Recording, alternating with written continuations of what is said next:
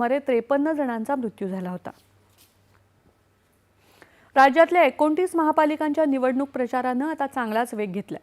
राजकीय पक्षांचे प्रमुख नेते ठिकठिकाणी प्रचार फेऱ्या आणि सभा घेत आहेत, तर वैयक्तिक उमेदवार मतदारांच्या प्रत्यक्ष भेटीगाठींवर भर देत आहेत। मुख्यमंत्री देवेंद्र फडणवीस आज मराठवाड्याच्या दौऱ्यावर असून जालना, संभाजीनगर, परभणी आणि नांदेड इथे महापालिका निवडणुकीतल्या उमेदवारांच्या प्रचारामध्ये सहभागी होणार आहेत, तर उपमुख्यमंत्री एकनाथ शिंदे आज ठाणे इथे रोड शोच्या माध्यमातून प्रचार करणार आहेत। भाजपाचे प्रदेशाध्यक्ष रवींद्र चव्हाण यांनी आज अहिल्यानगर इथे प्रचाराला सुरुवात केली। रॅली, प्रचार सभांच्या नंतर त्यांनी कार्यकर्ता मेळाव्यालाही संबोधित केलं, तर उद्धव ठाकरे आज मुंबईमध्ये लालबाग इथून प्रचाराला आरंभ करणार आहेत।